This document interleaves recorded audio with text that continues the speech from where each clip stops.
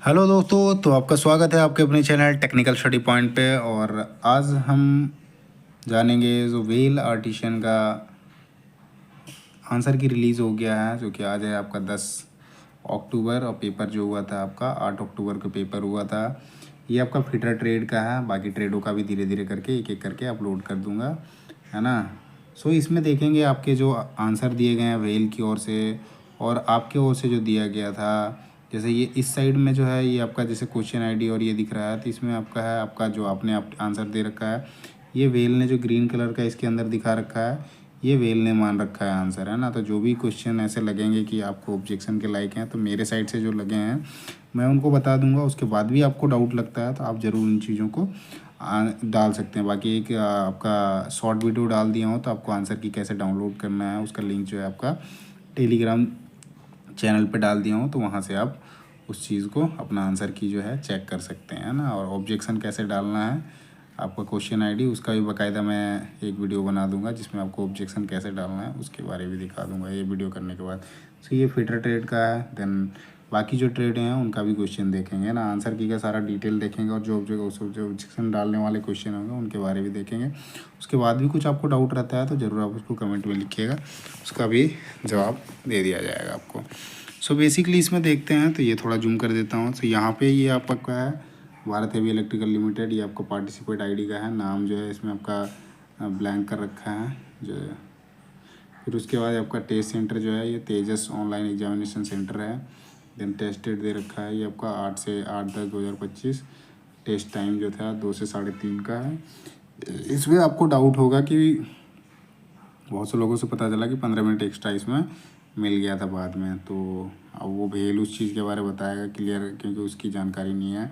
Subject जो है fit रहा है। मन में बहुत डाउट होगा कि कहीं फर्जीवाड़ा तो नहीं हो गया, तो वो चीज़ें ऐसा नहीं है ना, क्योंकि ऑनलाइन में ज़्यादातर चांसेस थोड़े कम होते हैं फर्जीवाड़ा होने का। होता है पर बहुत कम होता है, ना के बराबर ही होता है। और ये चीज़ भेल के पास RTI आप लगा सकते हो चाहो तो इस चीज़ के बारे, तो आपको भेल की ओर से जवाब मिल जाएगा। तो हम आते हैं क्वेश्चन पे, जो एक एक करके देखेंगे। टोटल आपके 120 क्वेश्चन आए हुए थे, 120 क्वेश्चन हम देखेंगे जो फिटर ट्रेड के है। देन फिटर ट्रेड के बाद जो दूसरा ट्रेड होगा, वेल्डर होगा, मशीनिस्ट होगा, टर्नर होगा, उनके भी सारे एक एक करके देखेंगे, है ना। चलिए हम पहले नंबर क्वेश्चन से स्टार्ट करते हैं। ओके, तो क्वेश्चन जो है आपके सारे मैक्सिमम जो है हिंदी में मिलेंगे। देन आपको जो इंग्लिश मोड का होगा वो इंग्लिश मोड का भी आपको अपलोड कर देंगे। जिनको समस्या होगी इंग्लिश में उनको हिंदी में कर देंगे, है ना। उससे आपको दिक्कत नहीं आएगी। नहीं तो पहले एक काम करते हैं, इंग्लिश में करने से क्या, इंग्लिश में ज़्यादातर चीज़ें हैं, कुछ चीज़ें हैं वो बताएंगे आपको, या हिंदी इसी में बताते हैं, चलते हैं, मिल जाएगा जब आपको बता दिया है कहाँ कहाँ पे है ना। सो पहले क्वेश्चन देखते हैं। इसके अंदर आपका जैसे मैंने बता दिया स्टार्टिंग में, ये आपका क्वेश्चन है, ये आपका जो दिया गया है भेल की साइड से आंसर, और ये आपका आंसर जो है आपने दे रखा है उसका आंसर है ना, इस साइड का।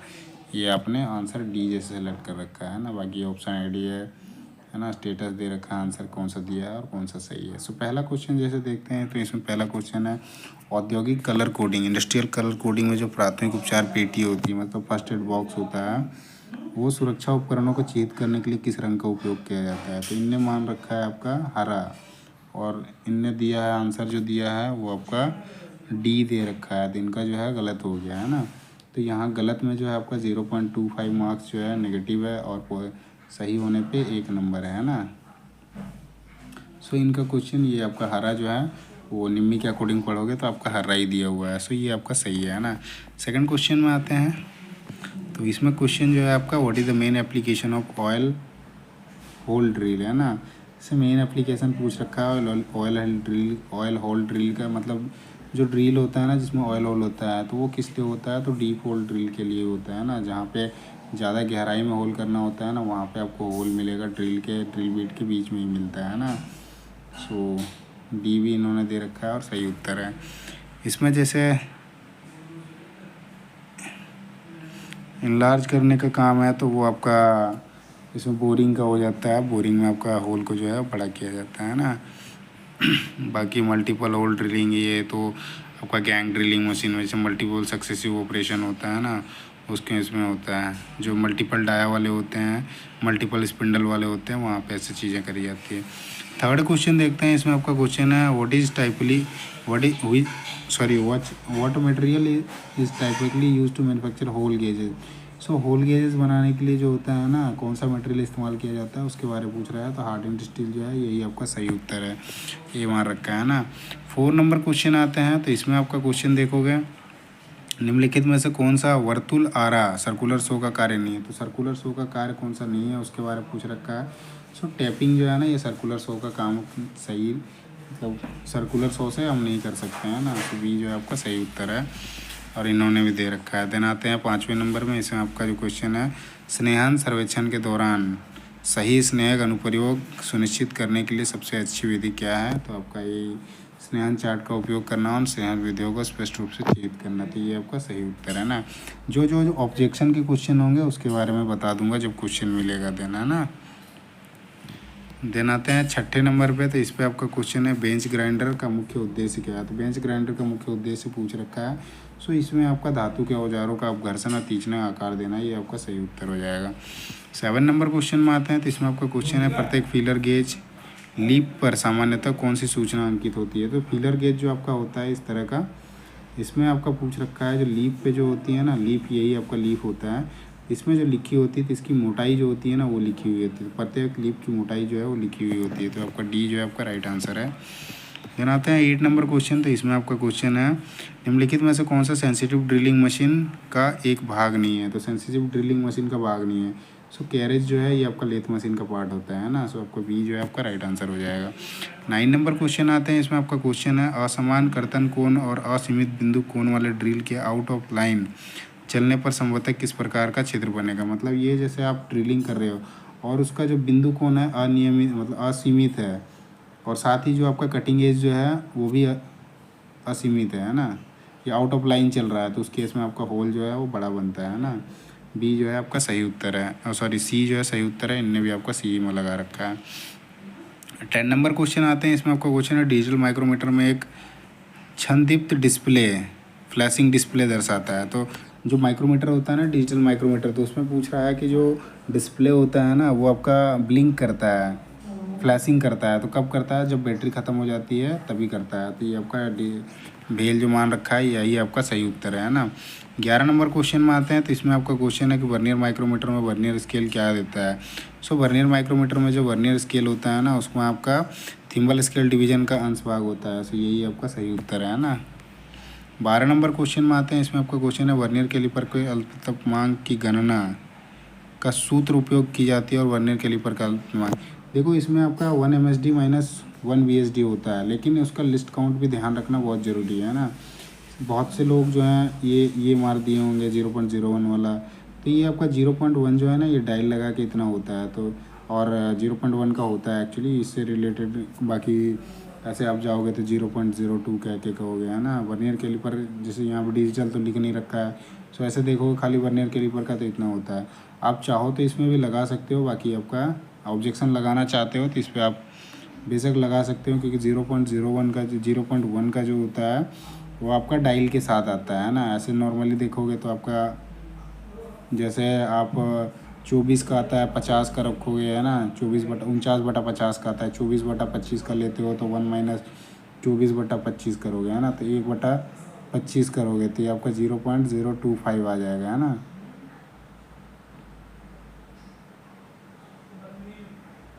सॉरी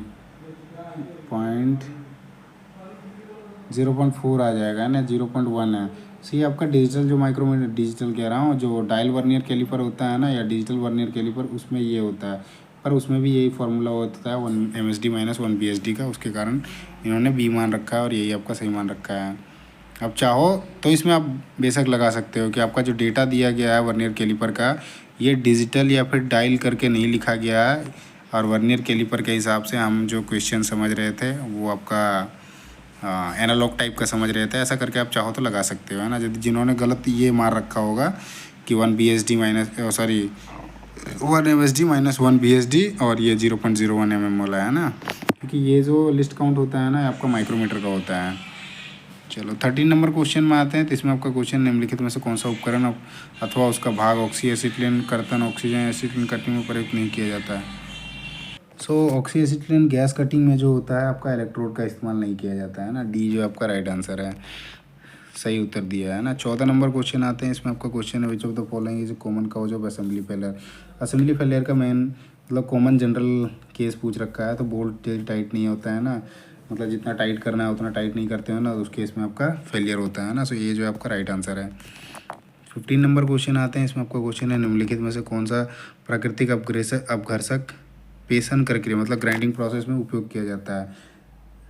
प्राकृतिक अपघर्षक पूछा है, तो इसमें से देखोगे ना तो आपका हीरा ये जो है आपका प्राकृतिक है, बाकी जो है ये आपके सिंथेटिक में आते हैं ना। सो डी जो है आपका सही उत्तर है। 16 नंबर क्वेश्चन आते हैं, इसमें आपका क्वेश्चन है section inspection find that a shaft passes visual NDT है ना, check but still shows premature bearing failure, what advance inspection step should be applied. इसमें पूछा है क्वेश्चन आपका कि एक सेक्शन है इंस्पेक्शन फाइंड का, मतलब एक सेक्शन है जिसमें आपका शाफ्ट जो है पास करा जाएगा, एनडीटी है, एनडीटी चेक में, तो लेकिन उसमें क्या है ना स्टिल शोज पैरामीटर फेलियर है ना, जो पैरामीटर जिसमें आना चाहिए वो फेल कर रहा है। उसमें पूछा है कि क्या एडवांस इंस्पेक्शन स्टेप वहाँ पे अप्लाई करा जाना चाहिए उसके बारे में, तो यही आपका है vibration analyser balance checking check करना चाहिए तभी जाके कि क्यों वहाँ पे फेल आ रहा है। सो डी मान रखा है, बाकी इन्होंने आंसर नहीं दिया है ना। क्वेश्चन इनको थोड़ा डाउटेड लगा या समझ नहीं आया होगा क्योंकि लंबा हो जाता है ना, उसमें डाउट हो जाता है। 70 नंबर क्वेश्चन में आते हैं। सो टेप ड्रिल आकार की गणना करने के लिए प्रयुक्त की जाने वाली सरलतम विधि है। बेसिकली फार्मूला पूछ रखा है टेप ड्रिल आकार का, तो मुख्य व्यास में पिच को माइनस करना होता है ना। बी जो आपका सही उत्तर है। 18 नंबर क्वेश्चन आते हैं, इसमें आपका क्वेश्चन है कौन सी गतिविधि निवारक अनुरक्षण का एक कार्य है। सो बेसिकली ये मेंटेनेंस का पूछ रखा है ना, प्रिवेंटिव मेंटेनेंस का पूछ रखा है। सो कौन सी गतिविधि निवारक अनुरक्षण का एक कार्य है, तो नियमित अंतरालों पर निरीक्षण और समायोजन करना। सी जो है आपका सही उत्तर है। 19 नंबर क्वेश्चन आते हैं, इसमें आपका क्वेश्चन है कठोर पदार्थों की ग्राइंडिंग के लिए व्हील होना चाहिए, तो कठोर के लिए आपका सॉफ्ट ग्रेड का होता है ना। डी जो आपका राइट आंसर है। 20 नंबर क्वेश्चन आते हैं, इसमें आपका क्वेश्चन है निम्नलिखित में से कौन सा कर्तन टूल है। इसमें से पूछा है कौन सा कर्तन टूल है, एक कर्तन टूल है। सो ये आपका बैंड सोई जो है आपका कटिंग टूल है, बाकी ये आपका वाइस जो होता है होल्डिंग टूल होता है। ये आपका ट्राई स्क्वायर जो है ये आपका मार्किंग टूल के अंदर आता है, समटाइम ये मेजरिंग टूल में आ जाता है ना। मार्किंग टूल में जनरली आता है क्योंकि इसमें स्क्वायरनेस चेक करा जाता है, लाइंस खींची जाती है इसके सहायता से। और ये स्क्राइबर तो ये तो आपका मार्किंग टूल में आएगा, इसका थोड़ा सा होता है नॉर्मल हैंड टूल्स में काउंट कर लेते हैं। 21 नंबर क्वेश्चन देखते हैं, इसमें आपका question the main purpose of screw thread micrometer. Screw thread micrometer जो होता है उससे आपका जो इफेक्टिव डायमीटर होता है या पिच जो होता है वो चेक किया जाता है ना। सो सी जो है आपका राइट आंसर है। 21 नंबर क्वेश्चन में आते हैं, यहाँ पे क्वेश्चन है what is the primary purpose of counter boring. So इसमें ये क्वेश्चन को आप बाकायदा ऑब्जेक्शन ज़रूर लगाएं है ना, क्योंकि प्राइमरी फंक्शन पूछ रखा है काउंटर बोरिंग का। तो काउंटर बोरिंग जो होता है ये क्या करता है ना, जो आपका पहले से डेप्थ है मतलब ड्रिल किया हुआ होल है इसको थोड़ा सा बड़ा करता है, होल को, किसको, हेड को बैठाने के लिए या हेड के जगह को प्रदान करने के लिए करा जाता है। लेकिन इन्होंने जो लिख रखा है ना to provide flat seat surface around a hole है ना। सो यहाँ पे फ्लैट सीट का मतलब कह रहा है ये जो होता है ना ये आपका स्पोर्ट फेसिंग में होता है। सो ये आप इसको चाहो तो लगा सकते हो कि डेटा जो है मतलब आंसर जो ऑप्शन दिया गया है वो किसी और चीज़ का आंसर है स्पोर्ट फेसिंग करके, उसका आप एक कट पीस जो होता है ना स्पोर्ट फेसिंग का जिसमें ये लिखा हुआ मिलेगा, आप हिंदी में ले करे हो या इंग्लिश में करे हो किसी से भी करे हो तो उसमें आप ये डाल देना, यहाँ से आपको मिल जाएगा जानकारी है ना।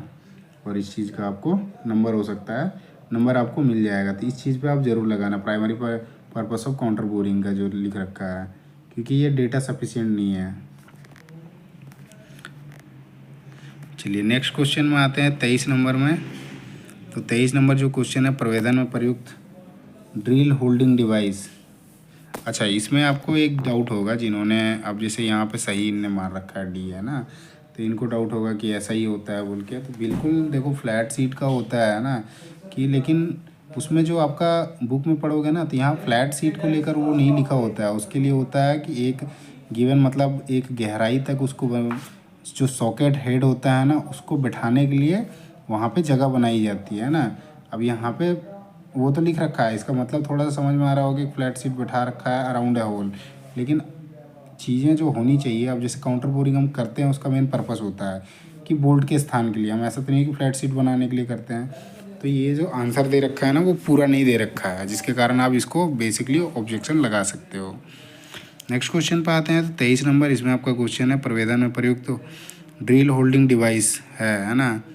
ड्रिल होल्डिंग डिवाइस कौन सा है उसके बारे में पूछा है, तो आपका प्रवेदन में जो होता है ड्रिल चक होता है ना। बाकी बेयरिंग हो गया, जिग्स हो गया, फिक्चर हो गया। जिग और फिक्चर तो ये मास प्रोडक्शन में इस्तेमाल किए जाते हैं। बेयरिंग होता है लोड कैरिंग लोड के लिए है ना। सो ये जो आपका राइट आंसर है।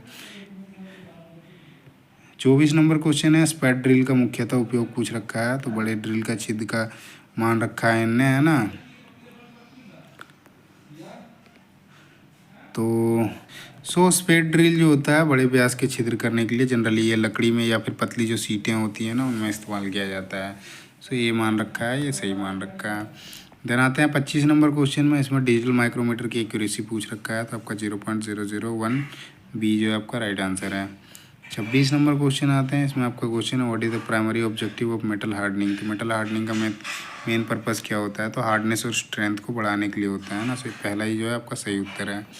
27 नंबर क्वेश्चन आते हैं, इसमें आपका क्वेश्चन है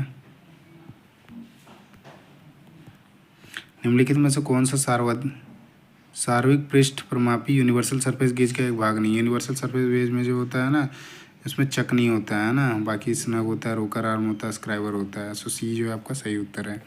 28 नंबर क्वेश्चन आते हैं, स्नैप गेज की आकृति प्राय किस अच्छा के समान होती है। स्नैप गेज जो होता है ना इस तरह का होता है, उसका सी का शेप में होता है ना। ये जो आपका राइट आंसर है।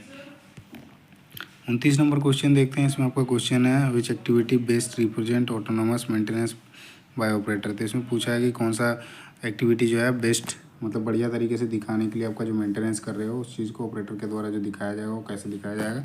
सो आपका वही होता है मतलब बढ़िया एक्टिविटी क्लीनिंग करेगा या लुब्रिकेटिंग करेगा जो जिस मशीन पे बाय मतलब काम कर रहा होता है वो ऑपरेटर के द्वारा। सो आपका cleaning and lubricating the machine by the operator. So C जो है आपका राइट आंसर है। 30 नंबर क्वेश्चन है, इसमें आपका क्वेश्चन है pillar drilling machine. Pillar type drilling machine का उपयोग किस लिए किया जाता है। सो पिलर ड्रिलिंग का जो यूज़ होता है आपका लाइट ड्यूटी में किया जाता है ना। हैवी ड्यूटी में जो होता है आपका वो बड़े व्यास हो गए हैं या फिर भारी पैमाने ये सारे रेडियल ड्रिलिंग पे करे जाते हैं ना। डी जो आपका राइट आंसर है।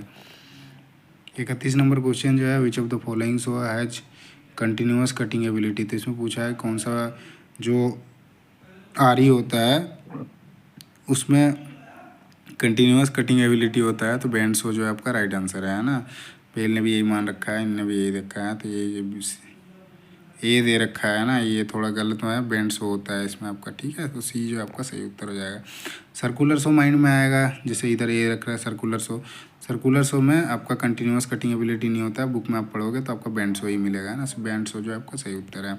32 नंबर क्वेश्चन में आते हैं, इसमें आपका क्वेश्चन है कौन सा कथन निवारक अनुरक्षण पर मतलब प्रिवेंटिव मेंटेनेंस के परमात्मिक उद्देश्य का सर्वोत्तम रूप को दर्शाता है। तो नियोजित कार्यों के माध्यम से अप्रत्याशित विफलताओं को कम करना, आयु काल को बढ़ाना, सुरक्षा में सुधार करना और लागत को जो है नियंत्रित करना। तो डी जो आपका राइट आंसर है।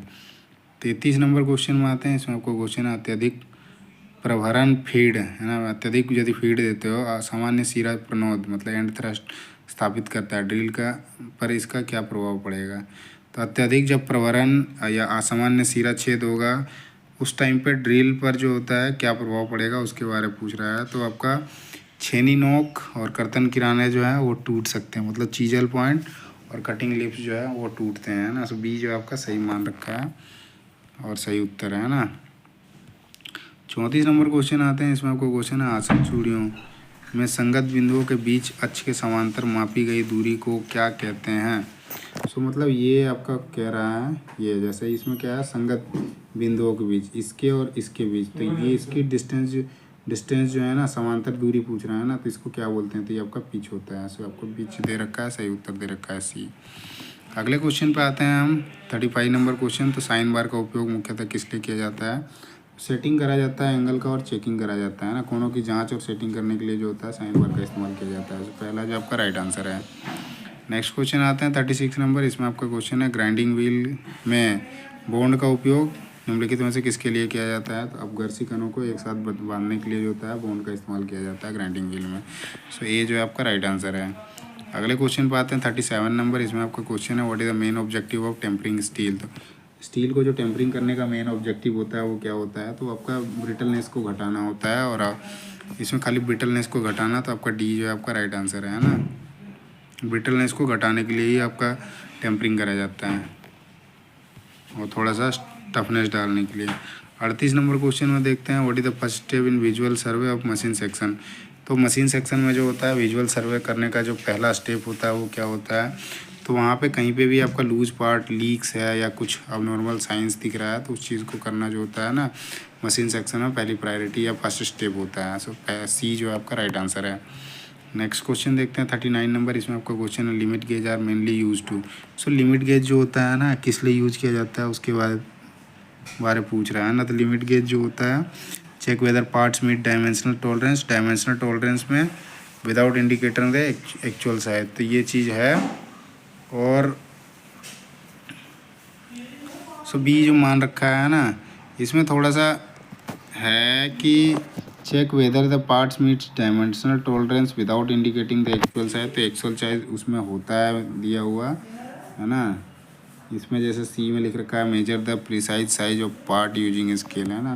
बाकी अकॉर्डिंग टू चारों ऑप्शन में जाते हैं तो बी सबसे सफिशियंट आता है, लेकिन ये without indicating the actual size लिख रखा है ना ये थोड़ा सा डाउटेड है ना। इसके बारे आप देख लेना। बाकी इधर यहाँ से यहाँ तक कोई दिक्कत नहीं है, लेकिन बाद का जो लिख रखा है ना कि बिना मतलब जांच पड़ताल किए कितना साइज़ है हम कैसे लिमिट चेक कर सकते हैं ना।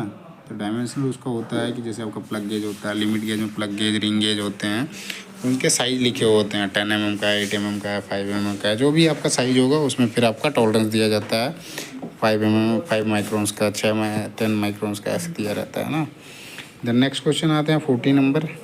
इसमें आपका क्वेश्चन है वह कौन सा रासायनिक रंजक है जिसका उपयोग चिन्हांकन माध्यम के रूप में किया जाता है, जिसमें मेथिलेटेड स्पिरिट के नीले रंग का मिश्रित किया जाता है। तो वो आपका जो होता है मार्किंग मेथिलेटेड स्पिरिट पूछ रखा है ना, जिसको मिलाया जाता है। तो इन्होंने मान रखा है मार्किंग ब्लू का, और नीला रंग जो है मिश्रित किया जाता है तो आपका मार्किंग ब्लू ही होता है ना। सो सी जो है आपका राइट आंसर है। नेक्स्ट क्वेश्चन आते हैं 41 नंबर। इसमें आपका क्वेश्चन है निम्नलिखित में से कौन सा विकल्प पृष्ठ कठोरन तकनीक का एक घटक नहीं है। ये विकल्प पूछ रखा है चार ऑप्शन में से। पृष्ठ कठोरन मतलब सरफेस हार्डनिंग का कौन सा एक टेक्निक नहीं है। सो टेम्परिंग जो है ये आपका सरफेस हार्डनिंग का नहीं है। बाकी साइनाइटिंग, कार्बोराइजिंग और नाइट्राइटिंग ये तीनों के तीनों आपके यूज करे जाते हैं सरफेस हार्डनिंग में। नेक्स्ट क्वेश्चन आते हैं 42 नंबर। इसमें आपका क्वेश्चन है वर्नियर बेवल प्रोटेक्टर का यथार्थ मतलब एक्यूरेसी पूछ रखा है तो आपका 5 मिनट होता है ना। पहला जो आपका सही उत्तर है।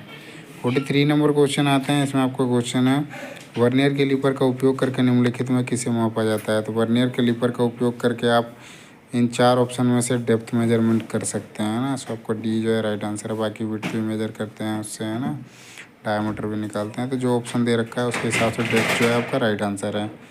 अगले क्वेश्चन पे आते हैं 44 नंबर पे। इसमें आपका क्वेश्चन है किस प्रकार की ऊष्मा उपचार प्रक्रिया के बाद प्रायः पायन मतलब टेम्परिंग किया जाता है। सो हार्डनिंग करने के बाद टेम्परिंग करा जाता है। सो डी जो आपका राइट आंसर है। नेक्स्ट क्वेश्चन आते हैं 45 नंबर। इसमें आपका क्वेश्चन मशीन रिमर का मुख्य कार्य क्या होता है। सो मशीन रिमर का जो मुख्य काम होता है ये मौजूदा छिद्र को बड़ा करना मान रखा है ना। इसमें एक चीज़ और ऐड करना था कि साथ में आपका साइज़ जो होता है ना जितना साइज़ उस वहाँ तक पहुँचाने का काम, मतलब देखो साइज़ तो बड़ा करेगा ही करेगा, साथ में फिनिशिंग, क्योंकि आप खाली आप कहोगे मौजूदा छिद्र को बड़ा करने के लिए तो ये आपका काउंटर बोरिंग में हो जाएगा, है ना। काउंटर बोरिंग कह रहा हूँ, सीधा जो बोरिंग होता है ना उसमें जो छिद्र पहले से बना हुआ होता है ना उसको बड़ा करने के लिए यूज़ किया जाता है। तो ये भी आपका डेटा जो है ये सफिशिएंट नहीं है ना। इसको भी चाहो तो आप लगा सकते हो, क्योंकि मशीन रिमर का मुख्य कार्य पूछ रखा है तो वो खाली बड़ा करने के लिए नहीं होता है ना। उसका काम जो होता है बड़ा करने के साथ साथ उसको फिनिश भी जिस साइज़ में होता है कुछ उसमें मटेरियल मतलब स्मॉल अमाउंट में जो होता है उसको निकालता है ना। ऐसा नहीं है कि खाली बड़ा करता है। सो आप यदि चाहते हो तो आप इसमें भी लगा सकते हो कि डेटा जो है सफिशिएंट नहीं है ना, क्योंकि ये चीज़ जो है ना मौजूदा छिद्र को बड़ा करना, मतलब पहले से छिद्र है उसको बड़ा करना, तो उसके लिए बोरिंग भी करा जाता है ना। तो आप चाहो तो इसमें लगा सकते हो बेशक, बाकी आंसर सी मार रखा है ना इनने। चलो नेक्स्ट क्वेश्चन आता है 46 नंबर। इसमें आपका क्वेश्चन है the hole drill before reaming is usually made. तो आपका देखो पूछ रहा है कि hole drill before reaming is usually made, है ना। सो आपका जो रीमिंग करने से पहले जो होल बनाया जाता है वो उसका साइज़ पूछ रखा है ना। तो वो जो होता है ना थोड़ा सा जो होता है छोटा होता है रीमर साइज से आपका होल, है ना। सो आपका बी जो आपका राइट आंसर है, स्लाइटली स्मॉलर देन रीमर, है ना। रीमर का जो साइज होता है उससे छोटा होता है आपका ड्रिल होल का साइज, है ना। जब भी तो आप उसमें रीमिंग करोगे तो आपका छोटे अमाउंट मतलब कम अमाउंट में जो है आपका मेटल घिसेगा, साथ ही आपका फिनिशिंग देगा, है ना। बी जो आपका राइट आंसर है। 47 नंबर क्वेश्चन आते हैं। इसमें आपका क्वेश्चन है ये वाला, दी गई आकृति में कौन सी गैस वेल्डिंग तकनीक दर्शाई गई है। तो ये जो है आपका राइट वाटर वेल्डिंग है टेक्निक, है ना। सही उत्तर सी जो है आपका सही उत्तर है। 48 नंबर क्वेश्चन देखते हैं। इसमें आपका क्वेश्चन है the part of a circular saw that is use to guide and hold the work piece while cross cutting, है ना। जब सर्कुलर सो में वर्कपीस को कटिंग कर रहे होते हैं तो उस टाइम पे जो होता है गाइड करने के लिए, जो होल्ड करने और साथ ही गाइड करने के लिए जो सर्कुलर सो में एक पार्ट लगा होता है, उस पार्ट का नाम पूछ रखा है। उस पार्ट का नाम क्या है? उसको मीटर गेज बोलते हैं। मीटर गेज लगा हुआ होता है। आप उसके निम्मी के अंदर बुक में आपका डायग्राम मिलेगा तो वहाँ पे आप ये चीज़ देख सकते हो, बाकायदा वहाँ आपको लिखा हुआ मिल जाएगा ना, मीटर गेज। सो बी जो आपका राइट आंसर है। नेक्स्ट क्वेश्चन पे आते हैं 49 नंबर। इसके अंदर क्वेश्चन है मशीन रीमर का मुख्य कार्य पूछ रखा है। सो ये देखो मशीन रीमर यहाँ पे क्वेश्चन आया, तो मशीन रीमर का काम क्या है? मौजूदा छिद्र की परिवर्धन और फिनिश करना। तो इससे पहले वाले में क्या आंसर था, इसीलिए मैं उसको बोला कि आप चाहो तो ऑब्जेक्शन डाल सकते हो, है ना। यहाँ पे पूर्ण तरीके से लिख रखा है कि मौजूदा छिद्र का परिवर्धन और फिनिश करना, और पिछले में क्या था? खाली होल को बड़ा करने के लिए। सो आप उसमें बेसिकली डाल सकते हो, है ना। सो ये जो है आपका राइट आंसर हो जाएगा। 50 नंबर क्वेश्चन आते हैं। इसमें आपका क्वेश्चन है स्क्रू पिच गेज के ब्लेड बनाने के लिए आमतौर पर किस पदार्थ का उपयोग किया जाता है। तो स्क्रू पिच गेज के ब्लेड जो बनाए जाते हैं वो आपके थिन स्प्रिंग सीट स्टील के बनाए जाते हैं, पतली कमानी इस्पात सीट के बनाए जाते हैं ना। डी जो आपका राइट आंसर है। 51 नंबर क्वेश्चन आते हैं। इसमें आपका क्वेश्चन है अत्यधिक चाल से ड्रिल के बाहरी कोण पर क्या असर पड़ता है, उसके बारे में पूछ रहा है। तो उस टाइम में क्या है ना, घिस जाएगा, निगर्सन होगा, है ना। सी जो आपका राइट आंसर है। 52 नंबर क्वेश्चन देखते हैं। इसमें आपका क्वेश्चन है किसी टेक्नीशियन को M10 बोल्ट कसन टाइटनिंग के लिए एक मानक बल आघूर्ण मतलब टॉर्क के बारे में पूछ रहा है, आवश्यकता होती है, तो कौन सा स्रोत सबसे उपयुक्त होगा। तो मशीन डिजाइन हैंडबुक या बल आघूर्ण तालिका जो है यही आपका सबसे ज़्यादा ये होगा, क्योंकि टेक्नीशियन जो काम करेगा अब वो याद रख के करेगा। तो ये चीज़ें, और एक वो एक स्टैंडर्ड के साथ मतलब एक बुक उसके पास यदि रहता है तो उसमें आपका जो उपयुक्त कोई स्रोत होता है तो वो सबसे ज़्यादा उपयुक्त होता है, क्योंकि उसमें ज़्यादा ताकत लगाएगा तब भी ख़राब होगा, कम ताकत लगाएगा तो वो खुल सकता है। तो उसके लिए बोल्ट के हिसाब से उसकी साइज़ मेंशन होती है, और उसके लिए एक बुक होता है ना। आपके वर्कशॉप में जहाँ पे आप लगाओगे तो उसके बारे में सारा कुछ मेंशन रहता है। बाकी ये जो है आपका सही मान रखा है, सही उत्तर है। नेक्स्ट आते हैं 53 नंबर क्वेश्चन। इसमें आपका क्वेश्चन है एक ही तल में दो प्लेटों के कोनों को सिरों पर बनाने वाली संधि क्या कहलाती है। एक ही तल में बोल रहा है, मतलब एक ये हो गया और दूसरा ये हो गया, तो ये जो जुड़ेंगे ना तो ये दूसरे सामने सामने जो जुड़ते हैं एक ही तल पे वो आपका बट जॉइंट होता है। ओवरलैप में क्या होता है ना, एक ये नीचे एक ऊपर, लैप जो ओवरलैप और लैप जॉइंट दोनों इस तरह से ही, एक ऊपर एक जा रहा है वो आपका लैप कर रहा है, ओवरलैप भी वही है। सिंगल ओवरलैप में जैसे इसमें ऐसे इस तरह से जाते हैं ना, ये खाली सिंगल लैप मतलब ये लैप लैप ऊपर से ही जा रहे हैं, तो आपको बाकी वर्ड संधि जो है सही उत्तर है।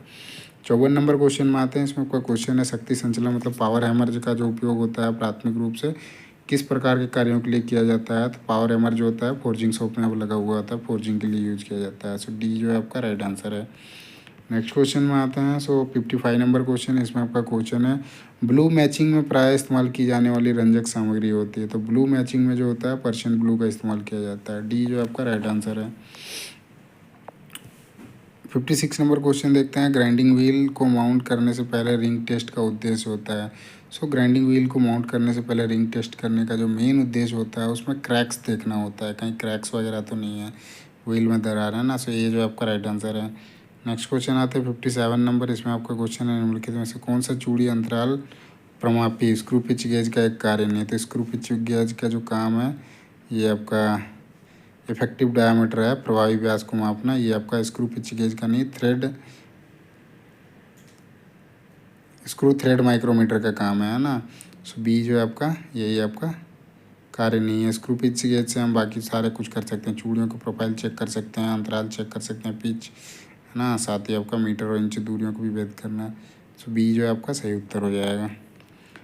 58 नंबर क्वेश्चन देखते हैं। इसमें आपका क्वेश्चन है thread gauge are classified by form into. तो थ्रेड गेज जो होता है ना आपके कैसे वो चेंज होते हैं, एक आपका प्लग गेज होता है, एक रिंग गेज होता है थ्रेड में। तो वही आपका सी जो है आपका सही उत्तर है ना। थ्रेड प्लग गेज और थ्रेड रिंग गेज क्लासिफाइड करे जाते हैं, दो टाइप के है ना। 59 नंबर क्वेश्चन में आते हैं निवारक अनुरक्षण में हैंडबुक और संदर्भ प्रणाली का उपयोग क्यों किया जाता है। तो मेरे प्रिवेंटिव मेंटेनेंस के बारे में पूछ रहा है ना। तो निवारक अनुरक्षण में जो होता है हैंडबैग और संदर्भ सारणी का इसलिए उपयोग किया जाता है क्योंकि सर्विसिंग के लिए मानक डेटा जो है ना वहाँ पे लिखा हुआ होता है, इसलिए ये चीज़ का उपयोग किया जाता है प्रिवेंटिव मेंटेनेंस पे हैंडबुक का है ना, और संदर्भ प्रणाली का रेफरेंस जो होता है उसका। ये जो है राइट आंसर है। 60 नंबर क्वेश्चन में आते हैं। इसमें आपका क्वेश्चन है मशीनरी के ओवरऑलिंग से क्या तात्पर्य है। तो मशीन के जो होता है ओवरऑलिंग उससे मेन तात्पर्य होता है पूरी मशीन को खोलना, साफ करना, मरम्मत करना और पुनः उसको उसी तरीके से लगा देना। सी जो आपका राइट आंसर है। 61 नंबर क्वेश्चन देखते हैं। इसमें आपका क्वेश्चन है रिंग गेज की परिधि पर नर्लन का क्या कार्य है। तो रिंग गेज जो होता है उसमें नर्लिंग जो की जाती है उसका मेन कारण पूछ रहा है, क्या कार्य क्या है ना, जो की जाती है उसके पीछे क्या उसका कार्य क्या होता है नर्लिंग पार्ट का। तो वो क्या होता है बेसिकली ग्रिपिंग के लिए होता है। सो हैंडलिंग के दौरान पकड़ बनाने के लिए जो होता है आपका उसमें किसी भी चीज़ में आपका नर्लिंग करा जाता है, मेन रीज़न वही होता है आपका पकड़ बनाने के लिए। तो इसमें रिंग गेज स्पेसिफाइड करा था है ना। सो रिंग गेज जो होता है इस तरह से आपका जैसे मिलेगा, यहाँ पे आपको इस तरह से नर्लिंग मिलेगा है ना। इसी के बारे में ग्रिपिंग के लिए होता है, हैंडलिंग के दौरान पकड़ बनाने के लिए। सी जो है राइट आंसर है। 62 नंबर क्वेश्चन देखते हैं। इसमें आपका क्वेश्चन है स्थानिक फलकन स्पोर्ट फेसिंग प्रक्रिया है। तो स्पोर्ट फेसिंग जो होता है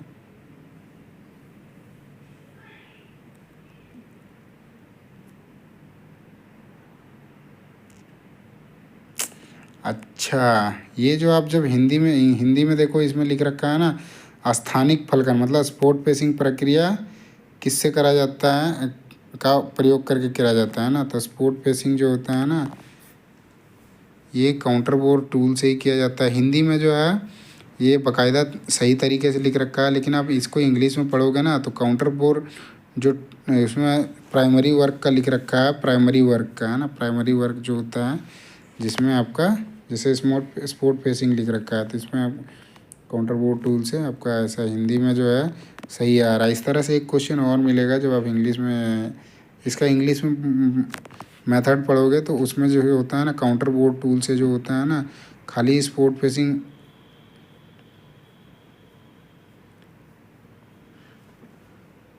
इसका थोड़ा उसमें शायद देखते हैं इंग्लिश में जो है ना उसमें आपका ऑप्शन जो दिया गया है ना उसमें अलग दिया गया है। बाकी इसमें बी जो है आपका राइट आंसर मान रखा है ना, स्पोर्ट फेसिंग जो किया जाता है यही है प्रक्रिया प्राय है ना स्थानिक फलकन प्रक्रिया का उपयोग काउंटर बोर्डिंग। इसमें खाली स्थान दे रखा है, उसमें ऐसा नहीं है।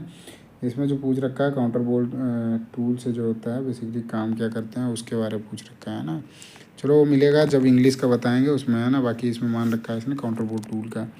सो नेक्स्ट क्वेश्चन आता है 63 नंबर क्वेश्चन। इसमें आपका क्वेश्चन है ड्रिल बिट के भंजन का क्या कारण है। तो ड्रिल बिट के भंजन का जो मुख्य कारण है हाई फीड रेट का है ना। सी जो आपका राइट आंसर है। 64 नंबर क्वेश्चन देखते हैं। इसमें आपका क्वेश्चन है सेंटर पंच का उपयोग किस लिए किया जाता है। तो ड्रिलिंग करने से पहले केंद्र का अंकन करने के लिए किया जाता है ना। बी जो आपका राइट आंसर है। नेक्स्ट आते हैं 65 नंबर क्वेश्चन। इसमें आपका क्वेश्चन है एक मशीन के लिए जो होता है प्रत्येक 12 सेंटीमीटर लंबाई वाले 4 बोल्टों की आवश्यकता है ना। तो 24 बोल्टों की लंबाई कितनी होगी। 12 एक है तो 4 निकालना है तो 12 चौका 48 हो जाएगा है ना। डी जो है राइट आंसर है। 66 नंबर क्वेश्चन आते हैं। इसमें आपका क्वेश्चन है सेंसिटिव ड्रिलिंग मशीन जो होता है इसकी चाल पूछ रखा है, इसका 2000 से 3000 रहता है ना। डी जो है राइट आंसर है। 67 नंबर क्वेश्चन में आते हैं। इसमें आपका क्वेश्चन है the leftward welding method use in gas welding also known as. तो लेफ्टवर्ड वेल्डिंग मेथड जो यूज़ किया जाता है आपका गैस वेल्डिंग में, उसको और किस नाम से जानते हैं उसके बारे में पूछा है। तो इस क्वेश्चन में आप ऑब्जेक्शन बाकायदा लगा सकते हो। ये फॉरवर्ड होता है ना, बैकवर्ड जो होता है ये राइट वर्ड में होता है, और फॉरवर्ड जो होता है ये लेफ्ट वर्ड में होता है। तो 67 नंबर क्वेश्चन जो वेल्डिंग का है, लेफ्ट वर्ड वेल्डिंग मेथड के बारे में पूछ रखा है, जिसको किस और नाम से जानते हैं, इसको फॉरवर्ड से जानते हैं, बैकवर्ड से नहीं जानते हैं ना। ये क्वेश्चन गलत है, इस पर आप ऑब्जेक्शन ज़रूर लगाना। नेक्स्ट क्वेश्चन पे आते हैं। तो आपका 68 नंबर क्वेश्चन है, normalising is mainly applied for. So normalising जो होता है ना वो फेरस मेटल में किया जाता है। तो हार्डनिंग में जो होता है ना उसमें किया जाता है ग्रेन साइज को रिफाइन करने के लिए, है ना। सी जो है आपका राइट आंसर है। 69 नंबर क्वेश्चन आते हैं। इसमें आपको क्वेश्चन है डायल वर्नियर कैलिपर की अर्थता होती है। सो डायल वर्नियर कैलिपर का देखो आपका 0.05 है ना। हमने स्टार्टिंग में ही देखा था जो वर्नियर कैलिपर की जो लिस्ट काउंट निकालना था उसमें क्या मान रखा था, 0.1 मान रखा था, है ना। इसमें डायल का इतना है ना, डिजिटल का इसके करीब होता है डिजिटल का, और डिजिटल का भी वैसे ही निकाला जाता है। तो उसने डिजिटल के हिसाब से काउंट कर रखा था, है ना।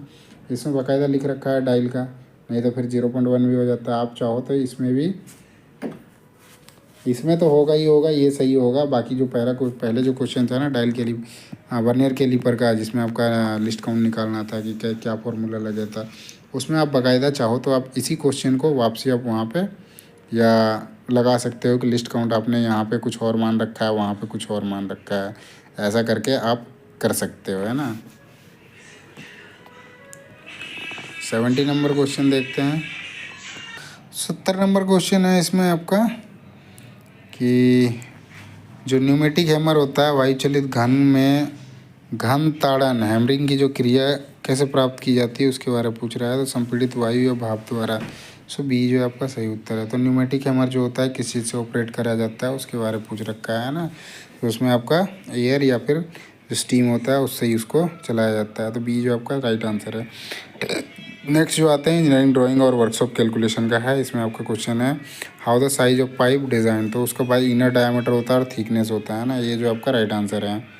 सेकंड क्वेश्चन में आते हैं। इसमें आपको क्वेश्चन है which of the following type of rubber is obtain by increasing the sulphur content and through prolong vulcanisation. तो इसमें पूछा है कि कौन से टाइप का जो रबड़ होता है जिसमें आप सल्फर कंटेंट बढ़ा देते हो और देन आपका मतलब उसमें सल्फर कंटेंट जो है बढ़ाया जाता है थ्रू जो प्रोलॉन्ग्ड वल्कनाइजेशन होता है उसमें। तो आपका उसमें हार्ड रबर जो होता है उसमें बढ़ाया जाता है ना। बी जो आपका राइट आंसर है।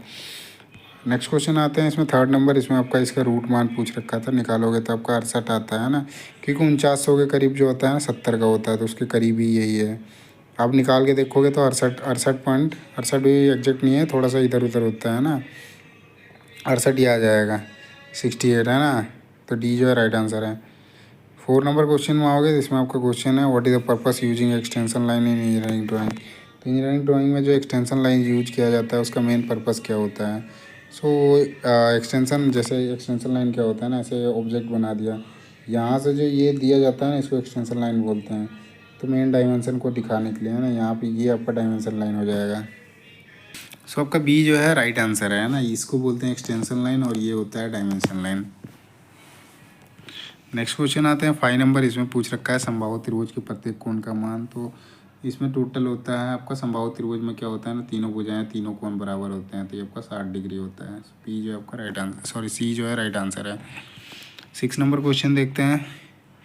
इसमें आपका क्वेश्चन पूछ रखा है कि किसी इंजन की आंतरिक दक्षता को किसके रूप में व्यक्त किया जाता है। तो BHP/HP होता है। बेसिकली आपका मैकेनिकल इफिशियंसी जो होता है लोड बाय एफर्ट होता है ना। सो लोड कब लगेगा, जब आपका ब्रेक अप्लाई करेगा, है ना, और उसमें डिवाइड हो जाएगा आपका IHP, मतलब उसका जानकारी मिलता है कि कितना लोड गया नहीं गया। डी जो आपका राइट आंसर है।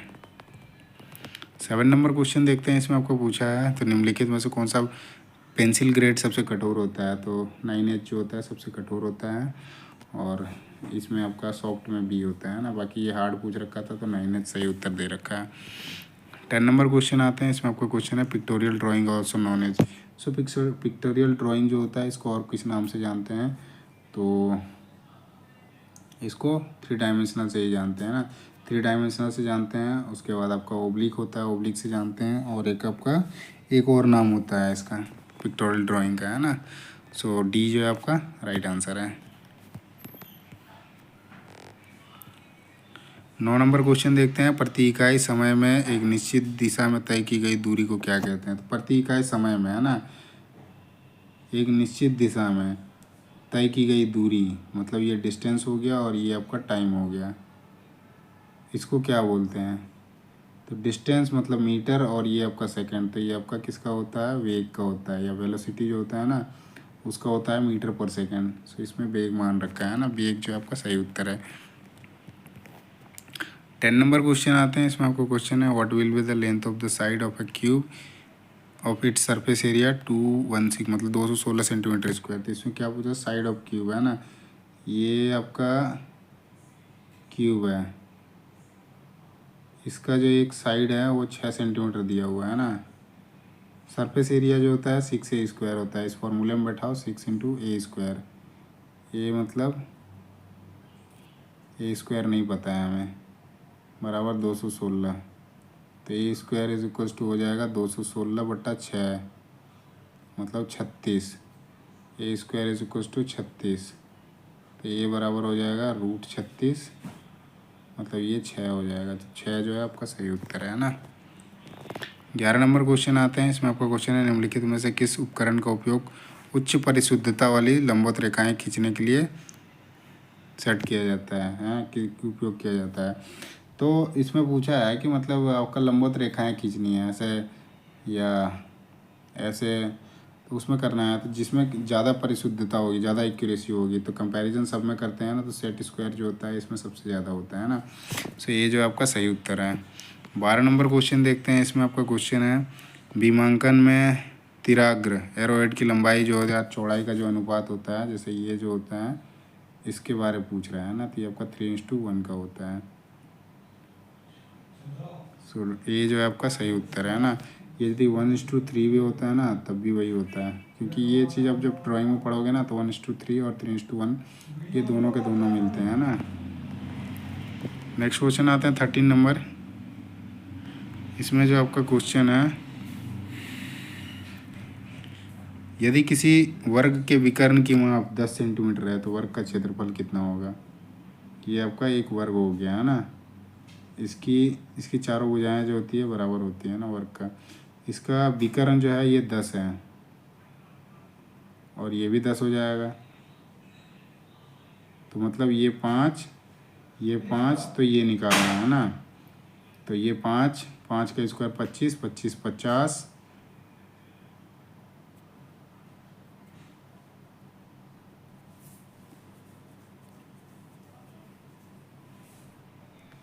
ये 5 आया, ये 5 आया, और ऊपर वाला जो है 5√2 आ जाएगा, क्योंकि 50 आएगा ना।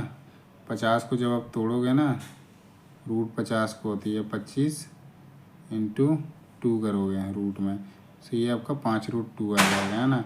अब क्षेत्रफल जो होता है भुजा का स्क्वायर होता है, ए स्क्वायर कर देते हैं, 5 × 5 = 25 गुने √2 का करोगे तो 2, मतलब 50 सेंटीमीटर स्क्वायर। बी जो आपका सही उत्तर है। 14 नंबर क्वेश्चन देखते हैं। इसमें आपका क्वेश्चन है बिना माप यंत्रों के ड्राइंग बनाने के लिए शिल्पकार क्राफ्ट्समैन कौन सी विधि का उपयोग करता है? तो आपका फ्री हैंड स्केचिंग होता है ना, सी जो आपका सही उत्तर है। नेक्स्ट क्वेश्चन आते हैं 15 नंबर। इसमें आपका क्वेश्चन है 4 टर्नर किसी काम को 300 घंटे में पूरा करते हैं, 6 टर्नर उसी काम को कितने समय में पूरा करेंगे?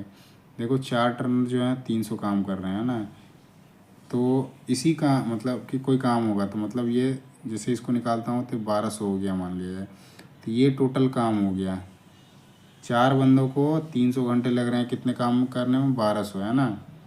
अब 6 बंदों को, काम तो सेम है हमारा, ये 1200 करने में कितना टाइम लगेगा? तो 400 को यदि 1200 से करते हैं तो 300 आता है, 600 को 1200 से करेंगे कितना आएगा? 200 आएगा है ना, तो 200 घंटे लगेंगे। तो आपका बी जो आपका राइट आंसर है। 16 नंबर क्वेश्चन आते हैं। इसमें आपका क्वेश्चन है निम्नलिखित में से कौन सा इमारती लकड़ी का एक गुणधर्म नहीं है? इसमें यही है, इनमें शिथिलता, मृतगांठ या और चटकन नहीं होनी चाहिए, नहीं तो वो क्या होगा, ऐसा कुछ होगा ना तो उसमें लोड पड़ेगा तो वो टूट जाएगा इमारती लकड़ी में है ना, क्योंकि उसमें हैवी लोड पड़ती है, जहाँ ढलाई कराया जाता है उसमें सपोर्ट लगाया जाता है नीचे से है ना। सो ये आपके इसमें शिथिल या मृतगांठ या चटकन नहीं होनी चाहिए ना, ये जो आपका राइट आंसर है। 17 नंबर क्वेश्चन आते हैं। इसमें आपको क्वेश्चन है भुजा ए बी और बी सी 25 सेंटीमीटर है। ए बी और बी सी, बी जो है समकोण है, ये आपका बी है। ए बी जो दे रखा है ये आपका 15 है, बी सी जो है ये 25 है और ए सी का मान पूछ रखा है ना, तो ये आपका टोटल हो जाएगा 625 प्लस 225, तो रूट अंडर में आ जाएगा 850। ए सी स्क्वायर इज इक्वल्स टू, है ना, ये पाइथागोरस थ्योरम में ले जाओगे तो 850 का जो होता है 29.15 होता है। इसका जब आप इंग्लिश में पढ़ोगे ना तो ए सी लिखा ही नहीं है ना, ए सी की जगह ए बी लिखा हुआ है। तो आप इस क्वेश्चन में भी जिन्होंने इंग्लिश में, जिनका क्वेश्चन यदि सही आंसर आया होगा फिर तो कोई दिक्कत नहीं है, लेकिन जिनका नहीं आया होगा मैं उनके लिए बताना चाहूँगा आप इसको ऑब्जेक्शन डाल सकते हो, है ना, क्योंकि इंग्लिश का जो फॉर्मेट होगा कहीं से आप दे देना, मैं इंग्लिश का जो डाल दूँगा उसमें इंग्लिश का भी है मेरे पास, मैं कल शाम तक देखता हूँ मैं, या रात में इसका भी अपलोड कर दूँगा, तो वहाँ से आप स्क्रीनशॉट लेके उसको ऑब्जेक्शन में डाल सकते हो।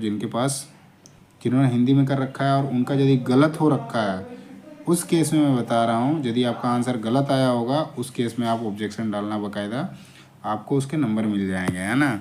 जिनका सही हो रखा है उनको तो नंबर मिला ही मिला है, तो डी आ गया ना। नेक्स्ट क्वेश्चन आते हैं 18 नंबर। इसमें से निम्नलिखित में से कौन सी धातु अलोह धातु, अलोह धातु मतलब जिसमें लोहा का मात्रा नहीं होगा, सो एल्यूमिनियम जो है ये आपका नॉन फेरस मेटल है ना, सी जो है राइट आंसर है। 19 नंबर क्वेश्चन आते हैं। इसमें आपको क्वेश्चन निम्नलिखित में से कौन सी ड्राइंग शीट जो है था अब माप में सबसे छोटी होती है, तो इसमें से A3 जो है आपका सही उत्तर है, A0 जो है सबसे बड़ा होता है और इसमें A3 जो है आपका कंपैरिजन टू बाकी सबके छोटा होता है ना, पहला जो है राइट आंसर है।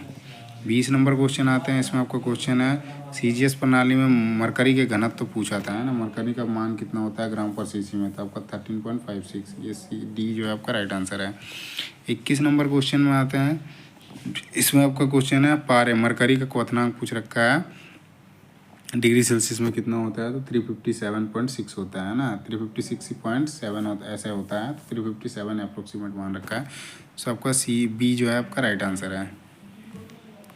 22 नंबर क्वेश्चन आते हैं। इसमें आपका क्वेश्चन है 50 सेंटीमीटर व्यास वाले वृत्त से काटे जा सकने वाले सबसे वर्ग की भुजा क्या होगी, तो आपके देखो ये आपका वृत्त है ना, थोड़ा मैं गलत बना दिया, ये आपका वृत्त हो गया। अब इसमें से 50 सेंटीमीटर व्यास वाले, यहाँ से भुजा काटना है ना, 50 सेंटीमीटर वाले व्यास वाले वृत्त से काटे जा सकने वाले सबसे बड़े वर्ग की भुजा कितनी होगी, तो यहाँ मैं मानता हूँ सबसे बड़ा यहाँ पे इस तरह से मानता हूँ, है ना।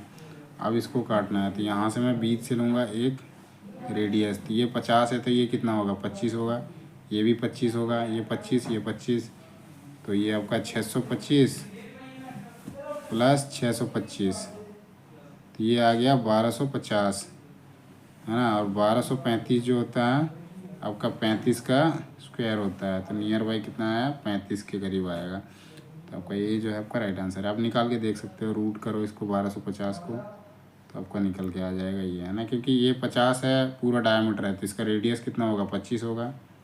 इसको लिख देता हूँ और बढ़िया से, है ना, ये आपका सर्कल है, ये आपका डायमीटर दे रखा है 50 और इसमें एक वर्ग बना दिया। अब यहाँ से लोगे इस कोने तक तो आर जो हो जाएगा हमारा 25 हो जाएगा। अब एक इधर से 25 हो गया तो यहाँ भी 25 ले आओ, ये भी 25, अब ये राइट एंगल ट्रायंगल इस तरह से बन गया, है ना, ये 25 है ये 25 है, तो ये निकालना है, मान लिया जाए इसको P मान लिया, तो ये P square is equal to 25 का स्क्वायर प्लस 25 का स्क्वायर, तो ये P square is equal to हो जाएगा 625 प्लस 625, तो ये 1250 हो जाएगा, है ना। सो P बराबर हमारा क्या हो जाएगा रूट अंडर 1250, तो यही चीज़ मैंने लिखा था अभी। इसका जब निकालोगे तो 35.36 आएगा, है ना, ये जो है आपका सही उत्तर हो जाएगा। 23 नंबर क्वेश्चन देखते हैं। इसमें आपका क्वेश्चन पूछा है भारतीय मानक ब्यूरो द्वारा इंजीनियरिंग ड्राइंग के लिए किस प्रकार के अक्षर लेखन की अनुशंसा की गई है, तो BIS के अनुसार जो है इंजीनियरिंग ड्राइंग में। और लेखन, अक्षर लेखन का कह रहा है, तो उसमें किस तरह का उपयोग किया जाता है। तो सिंगल स्ट्रोक का यूज किया जाता है ना, सो एकल स्ट्रोक अक्षर का इस्तेमाल किया जाता है। तो पहला जो आपका सही उत्तर है। 24 नंबर क्वेश्चन में आते हैं। इसमें आपका क्वेश्चन है what is the general application of continuous thick line, है ना। कंटिन्यूअस थिक लाइन का जनरल एप्लीकेशन पूछ रखा है, मतलब मेन काम क्या होता है, जनरल काम। तो visual outline the edges of an object, है ना। सो जो आउटलाइन होते हैं या फिर एजेज होते हैं ऑब्जेक्ट के, मतलब कोई जो हमारा ऑब्जेक्ट जिसका फोटो बनाते हैं, तो उस चीज़ के आउटलाइन हो गया उस चीज़ को विजुअल करने के लिए, और साथ ही एजेज को, है ना। सो डी जो आपका राइट आंसर है। 25 नंबर क्वेश्चन में आते हैं। इसमें आपको क्वेश्चन है what is the relationship between drawing sheet size and drawing scale. तो वेल ने मान रखा है इसको आपका, इसमें रिलेशनशिप पूछा है ड्राइंग शीट साइज में और ड्राइंग स्केल में। तो वेल ने मान रखा है लार्ज शीट होगा और उसमें आपका अलाउ करेगा लार्ज स्केल का। बाकी इसमें थोड़ा डाउटेड है, क्योंकि बी नंबर जो है ना, बी नंबर में देखोगे ना, seat size determine the scale, है ना। ये भी कहीं ना कहीं सफिशिएंट लगता है कंपैरिजन टू इसके, है ना। क्योंकि सीट साइज जैसा रहेगा ना आपका, आप उसके हिसाब से भी स्केल ड्राइंग कर सकते हो। आपने एक चीज़ यहाँ फिक्स कर दिया है कि लार्ज सीट साइज होगा तो उसमें लार्ज स्केल होगा, लेकिन सीट साइज में यदि आते हो तो उसमें लार्ज भी होगा तो स्मॉल भी हो सकता है। यदि स्मॉल साइज़ का होगा मेरा तो उसमें आपका स्केल भी स्मॉल होगा, है ना। जिनका ये क्वेश्चन गलत होगा 25 नंबर, ये आपका ये क्वेश्चन याद रख लेगा what is the relationship between drawing sheet size and drawing scale. तो इसके अंदर आप ऑब्जेक्शन बाकायदा लगा सकते हो कि जो डेटा जो है वो सफिशिएंट नहीं है, ऐसा करके आप लगा सकते हो, है ना। क्योंकि सीट साइज जो है ना वो डिटरमाइन बेसिकली कर सकता है, क्योंकि लार्ज साइड होगा तो लार्ज साइड का स्केल होगा, लेकिन स्मॉलर साइज का होगा तो उसमें स्मॉलर साइज का ही होगा। और ऑप्शन में नहीं है, लेकिन आप इसके अकॉर्डिंग जा सकते हो, है ना। क्योंकि दो ऑप्शन ऐसे मिल रहे हैं जो आपका दोनों ऑप्शन सही बता रहे हैं कि दोनों ऑप्शन सही हो सकते हैं, तो उस केस में ये क्वेश्चन बनता है, तो उनको भी हो सकता है नंबर मिल जाए, है ना। तो पहला जो आपका राइट आंसर है उनने मान रखा है ना, आप इस पर लगा सकते हो बाकायदा। नेक्स्ट क्वेश्चन बात है 26 नंबर क्वेश्चन। निम्नलिखित में से किस प्रकार के उत्तोलक में यांत्रिक लाभ एक के बराबर, एक से कम या अधिक हो सकता है। तो प्रथम प्रकार का जो उत्तोलक होता है उसमें इस प्रकार का पाया जाता है ना। पहला जो आपका सही उत्तर है।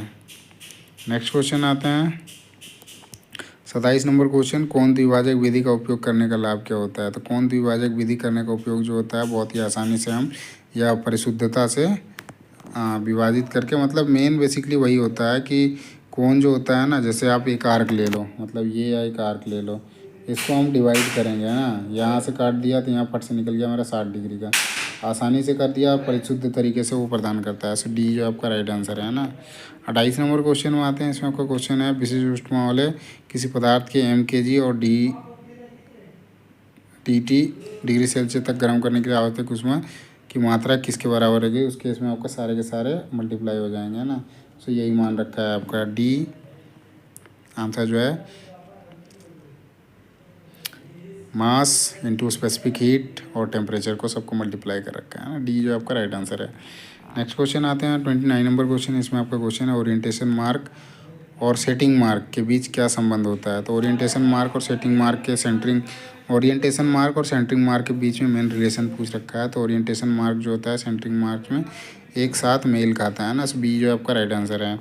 नेक्स्ट क्वेश्चन में आते हैं 30 नंबर क्वेश्चन। इसमें आपका क्वेश्चन है what is the primary purpose of using different type of lines in drawing. तो मेन पर्पस पूछ रखा है ड्राइंग, मतलब जो प्राइमरी पर्पस पूछ रखा है जो डिफरेंट टाइप के लाइन इस्तेमाल करते हैं ड्राइंग में, तो उसका तो उसमें क्या होता है ना, अलग अलग प्रकार के इन्फॉर्मेशन होता है, तो उसके लिए अलग अलग आपका डिफरेंट टाइप के लाइन ड्राइंग इस्तेमाल करे जाते हैं ना। सो टू कन्वे स्पेसिफिक इन्फॉर्मेशन, जैसे आपका डायमीटर का है तो इस तरह से आएगा।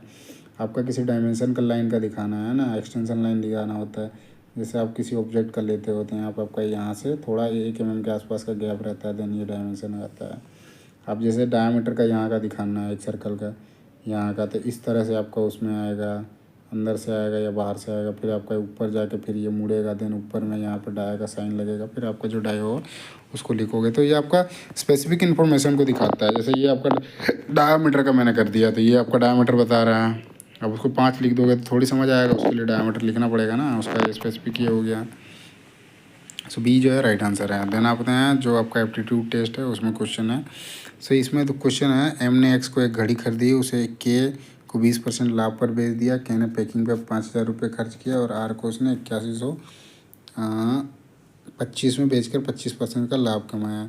देखो यहाँ से क्वेश्चन जो है ना आप ऐसे भी बना सकते हो कि 81,125 जो आया ना उसमें तो 25% पहले तो घटा दोगे आप, है ना, 25% घटाओगे, ऐसे कर सकते हो, तो उसमें ज़्यादा टाइम लगता है।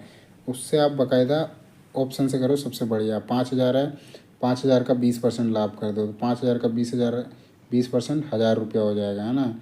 टोटल कितना हो गया, 5,000 प्लस 1,000 तो कितना हो गया, 6,000। अब उसमें 500 खर्च और किया तो कितना हो गया, 6500 रुपया, है ना। 6500 को फिर उसने क्या करा, 25% लाभ पर बेचा। अब देखो पहले 6500 का 25% मतलब 1/4, इसको काटो कितना आता है, ये आपका 1,625 रुपया आएगा। तो 6500 प्लस 1,625 तो ये आपका 8125 आ रहा है। तो जो पूछ रखा है इसने 8125 वही हमारा आ गया। 5,000 जो आपका सही उत्तर है ना। चलो नेक्स्ट क्वेश्चन में आते हैं। सेकंड क्वेश्चन है, ये आपका क्वेश्चन है, ये आपका रीजनिंग का क्वेश्चन है। ये बी का अर्थ दे रखा है, ये जो है बी का पुत्र है, इस तरह से है। इसको आपको सॉल्व करना पड़ेगा। जैसे वी एंड आर है ना, तो वी एंड आर है तो ए जो है वी का पुत्र है, मतलब बी जो है आर का पुत्र हो जाएगा। एक रिलेशन आपको चेंज करना पड़ेगा, है ना। देन आर प्लस टी है ना, आर प्लस टी का मतलब क्या है, ए प्लस बी। ए जो है बी की पत्नी है, मतलब टी, आर जो है टी की पत्नी है, तो ये यहाँ पे आ जाएगा, ठीक है। फिर टी इंटू एच मतलब नीचे है, ए जो है बी का पिता है, मतलब टी जो हो जाएगा एच का पिता हो जाएगा, है ना। तो पूछ रहा है कि भी और जी का संबंध क्या है। अच्छा जी भी है, एच @ जी है ना, सेकंड वाला। ए @ बी का अर्थ है ए जो है बी का भाई है ना, ये दोनों भाई हैं एच और जी। अब इन दोनों का रिलेशन पूछ रहा है, तो ये माँ बाप हो गए हैं दोनों, तो ये दोनों भाई हो जाएंगे। तो भाई है ऑप्शन में सी जो है राइट आंसर है ना। थर्ड क्वेश्चन में आते हैं। इसमें क्वेश्चन है 8,000 की धनराशि पर 4 वर्ष बाद 16,000 साधारण ब्याज पर प्राप्त होता है, तो वार्षिक दर पूछ रखा है। 4 साल में बन रहा है इसका 1,600 रुपया, तो 1 साल में कितना बनेगा, 400 रुपये बनेगा, है ना। तो इसका 8,000 का कितना परसेंट होगा, 400 रुपया, वो निकालना है। अब 400 ऐसे नहीं, आप डायरेक्टली हमें तो बता दिया कि 400 होगा, है ना। आप इसको बाकायदा फॉर्मूले में परसेंटेज निकालो। साधारण ब्याज हमारा दिया हुआ है 1,600, इसका फॉर्मूला होता है SI = PRT/100, है ना।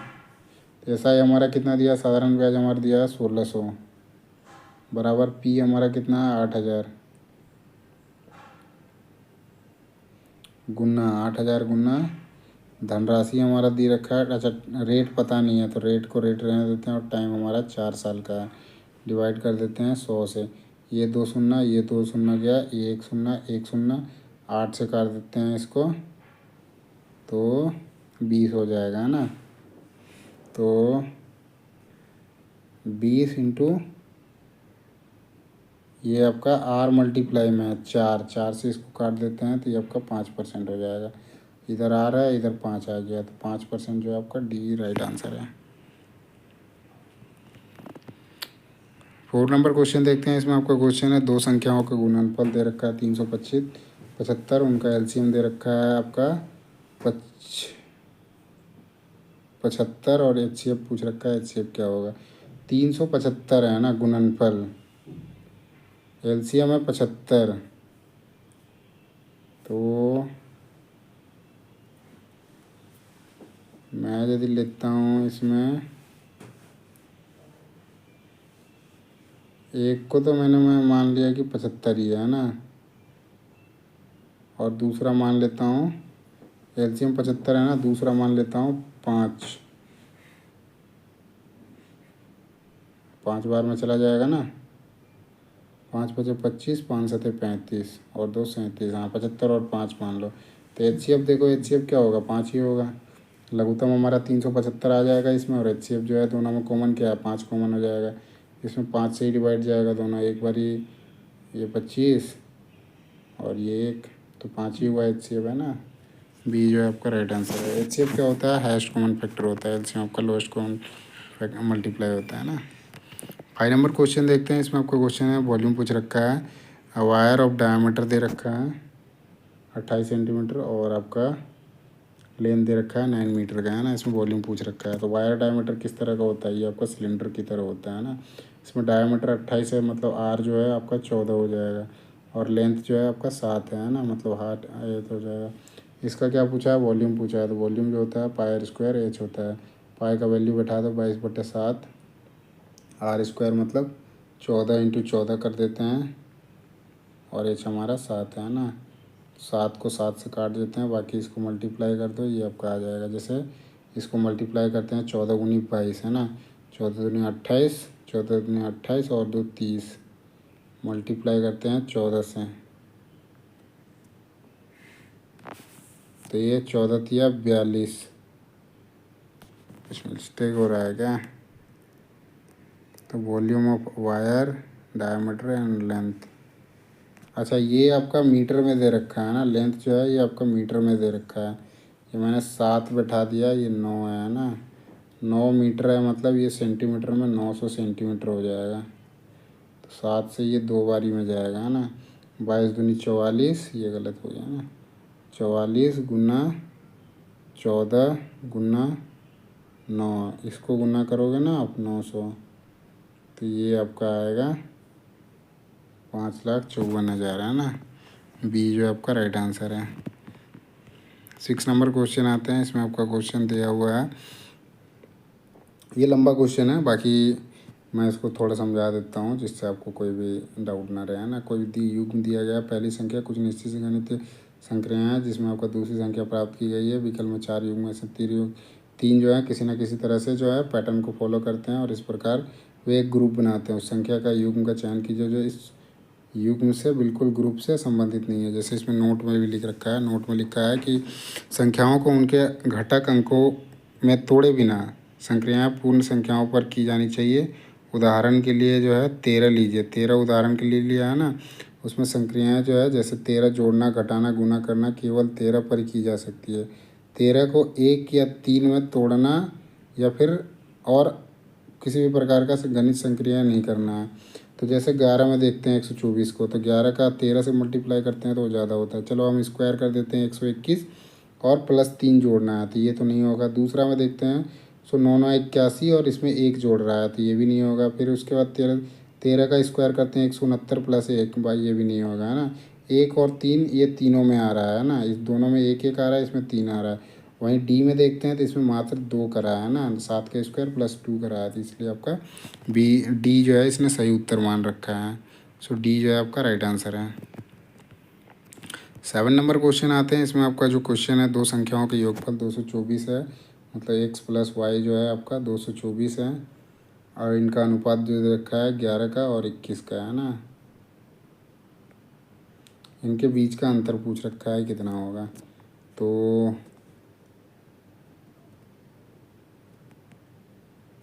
224 है ना ये, तो इसको मैं मानता हूँ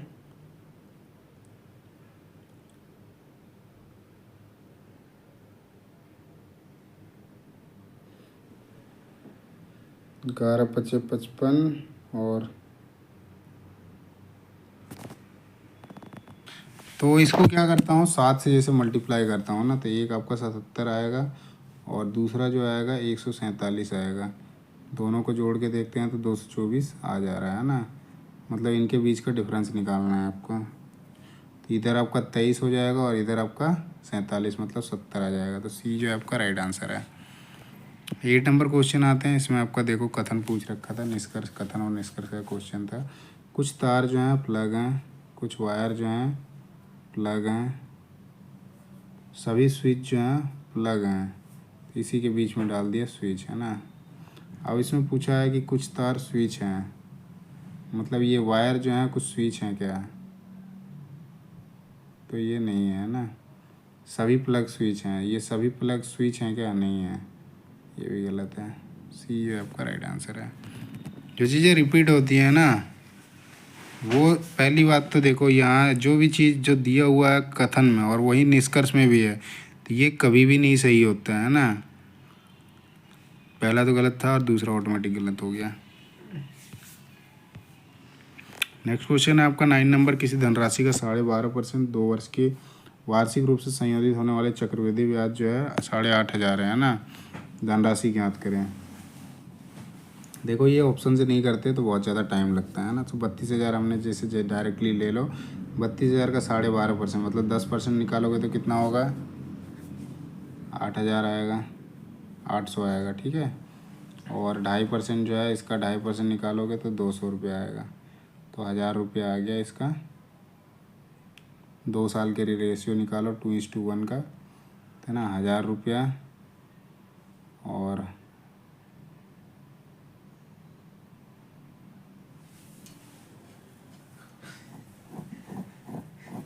1,000 का आप 12.5% निकालोगे तो 100 और ये 25, 125 है ना।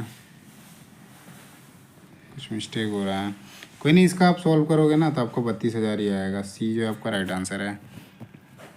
10 नंबर क्वेश्चन जो है आपका, सुमित एक किसी दूरी को जो तय करता है 27 किलोमीटर पर आवर की चाल से तय करता है और 26 किलोमीटर चाल से वापस आता है। इसे इधर से इधर जा रहा हो, कार से जा रहा है, ये है इसका 27 किलोमीटर पर आवर है ना।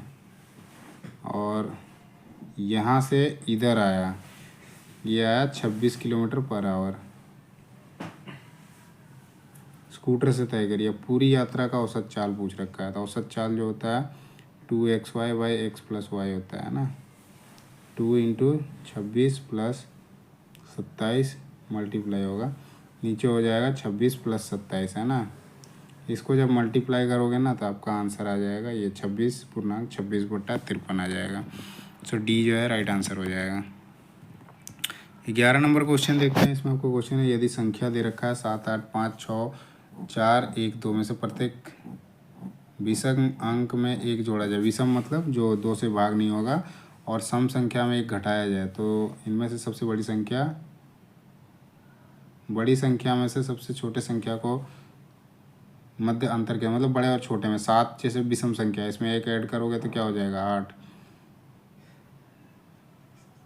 8 में एक घटाओगे तो क्या हो जाएगा, 7। 5 में एक जोड़ोगे 6, 4 में एक घटाओगे 3, 1 में एक जोड़ोगे 2, 2 में एक घटाओगे 1। सबसे बड़ा ये है और सबसे छोटा ये है, दोनों के बीच का अंतर कितना है, तो 8 - 1 = 7। बी जो आपका राइट आंसर है। 12 नंबर क्वेश्चन देखते हैं। इसमें आपका क्वेश्चन है, यदि संख्या दे रखा है 3, 2, 7, 6, 9, 5, 4, 0 में से प्रत्येक सम में 2 अंक जोड़ा जाए तथा प्रत्येक विषम में 3 अंक घटाया जाए, तो इस प्रकार से बनी संख्या में कितने अंक एक से अधिक बार आएंगे। कौन सा अंक एक से अधिक बार में आएगा, जैसे क्या होगा, सम संख्या में 2 जोड़ना है ना, और विषम संख्या में 3 घटाया जाए, तो 3 है, इसमें 3 घटाएंगे तो 0 आ जाएगा। सम है 2, 2 में 2 जोड़ेंगे तो 4 आ जाएगा। 7 में 3 जोड़ेंगे,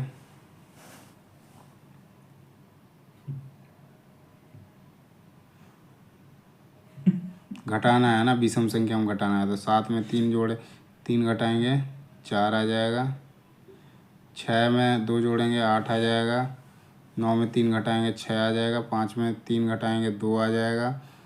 4 में 2 जोड़ेंगे 6 आ जाएगा। और 0 में 0 आ गया ना। तो 0 जो है 2 बार आ रहा है, 4 2 बार आ रहा है, 6 2 बार आ रहा है। एक संख्या जो है एक से अधिक बार आ रहा है, कितने अंक जो हैं एक से अधिक बार आ रहे हैं, तो 0 आ रहा है, 4 आ रहा है और 6 आ रहा है, मतलब 3 संख्या आ रहा है, तो 3 जो है आपका सही उत्तर है। 13 नंबर क्वेश्चन देखते हैं। इसमें आपका बस चेंज करना था, है ना, जगह परिवर्तन करना था, तो आपका सीधा आ जाएगा आंसर। जगह परिवर्तन करके आपका 23 जो है सही उत्तर आ जाता है ना, कि भागा की जगह में माइनस करें और गुना की जगह में प्लस करेंगे तो आपको सीधा आंसर आ जाएगा। ओके, देन नेक्स्ट क्वेश्चन देखते हैं। तो आपका 14 नंबर क्वेश्चन देखते हैं। तो इसमें आपका क्वेश्चन है, संख्या जो है 13, 75, 836 निम्न में से किससे विभाज्य है। तो आप यदि भाग दे के देखोगे तो आपका 84 से जो है विभाग हो जाएगा। बाकी आप ऐसे भी देख सकते हो, जो आपका जैसे 84 है ना, इससे डिवाइड करोगे तो आपका पूरा जाता है। बाकी इसमें आपको चेक करना ही पड़ेगा, है ना।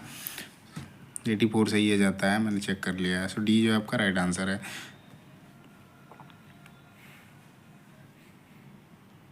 बाकी आप देख के करना चाहते हो, जैसे 1, 3, 7, 5, 8, 6 है ना, इसको मैंने कर दिया 84 से, है ना। ये तो ऑलरेडी दिया हुआ है, बाकी एक बारी करोगे 84 हो जाएगा, ये 16 और इधर 37 हो जाएगा, 753 है ना, 535 हो जाएगा। फिर आपको इसको करोगे 535 को, 8 पचे 400, 8 छः 48, 8 सते 56 है ना, 6 बार करोगे तो ये आपका 6 चक्का 24 आ जाएगा, 8 छः 48 और 2 50, तो यहाँ पे बच जाएंगे कितने, 31 बच जाएगा। तो यहाँ तो 5 तक ले गया, 8 ले आते हैं, 8 चौका 32, 3 बार लेते हैं ना, 3 चौका 12, 8 तिया 24 और 1 25, इसमें बच रहा है आपका 8 में 2 गया 6, 11 में 5 गया 6, लास्ट आपका 6 है। ये आपका कटेगा 8 8 64, 8 7 56, 8 8 64, 8 9 72, 9 चौके 36 है ना, 9 बारी में करोगे ना, 9 बारी में 9 चौका 36, 3 बच गया, 9 8 72, ज़्यादा आ गया ना,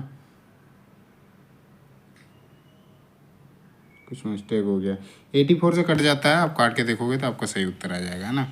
चलो नेक्स्ट क्वेश्चन आते हैं, 15 नंबर क्वेश्चन। इसमें आपका क्वेश्चन है, कोई आर्टिकल है गिवन अ 2 सक्सेसिव डिस्काउंट, पहले 20% का फिर 10% का, है ना, मार्केट प्राइस पे, what is the single equivalent discount price, उसमें पूछ रखा है ना। पहले 20% का देते हो, यदि आप 100 रुपया में देते हो 20% का, है ना, सो 1/, कितना देते हो, 1/5 देते हो, मतलब 20 रुपया का था, अब 80 रुपया हो गया, है ना।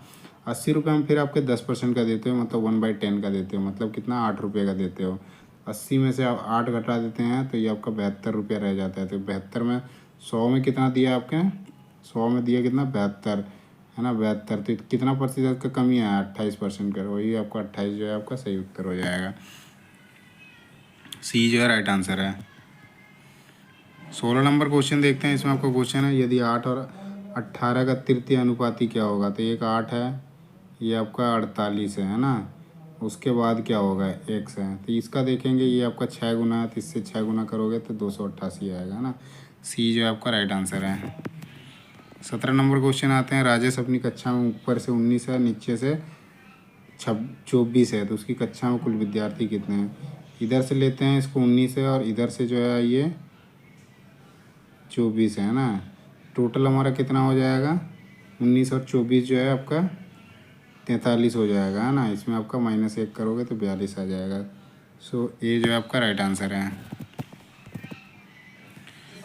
18 नंबर क्वेश्चन है, 7 बॉक्स रखे गए हैं, इसमें अलग अलग बॉक्स रखे गए हैं। इसमें से पूछा है कि एस के नीचे केवल 2 बॉक्स रखे गए हैं ना, ये एस है, इसके नीचे 2 बॉक्स हैं, देन टी के ऊपर केवल 1 बॉक्स रखा गया है ना, तो टी कहीं पे है, उसके ऊपर 1 है ना, टी और यू के बीच में केवल 1 बॉक्स रखा गया है, टी के ऊपर केवल एक बॉक्स रखा गया है। तो मैं यदि यहाँ टी को यहीं बैठा देता हूँ, है ना, और टी और यू के बीच 1 रख रखा है, तो यू यदि यहाँ ले आया, है ना, चेंज भी कर सकते हैं बाद में। एन को पी के ठीक ऊपर रखा गया है, ऐसे नहीं होगा, मतलब ये टी जो है ऊपर जाएगा, यहाँ पर टी हो जाएगा, और यहाँ पे एक बंदा बैठा है, और यहाँ पे यू ले आते हैं ना, उसके बीच में एस पर, एन को पी के ठीक ऊपर बैठा रखा है, तो यहाँ पे एन है, और ये आपका नीचे पी हो जाएगा, है ना। अब आगे है आपका ओ जो है एम के नीचे बैठा है, एक एम और एन के बीच कितने बॉक्स रखे हैं,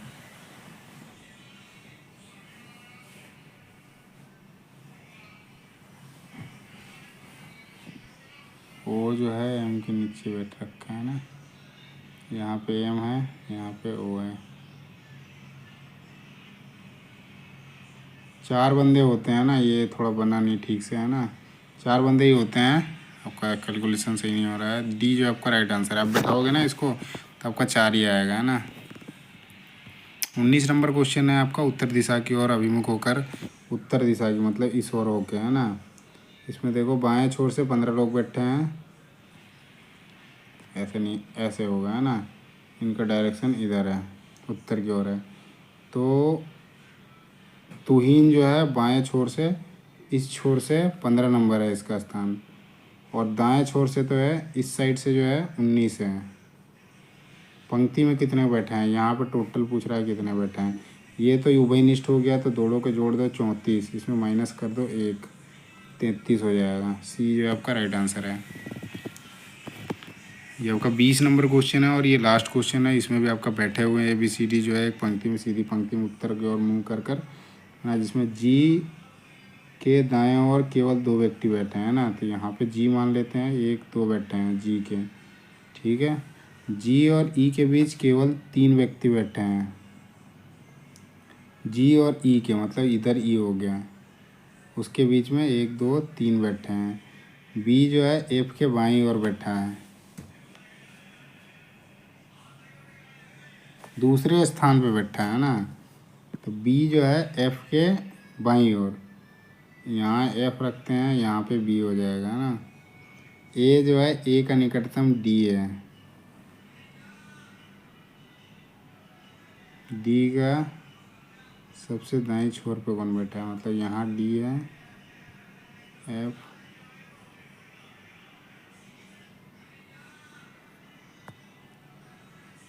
यहाँ पे डी है ना,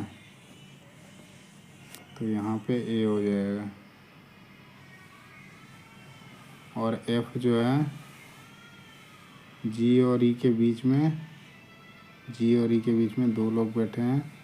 बी एफ के बाईं ओर है, तो यहाँ पे यदि एफ रखता हूँ तो यहाँ पे बी हो जाएगा ना।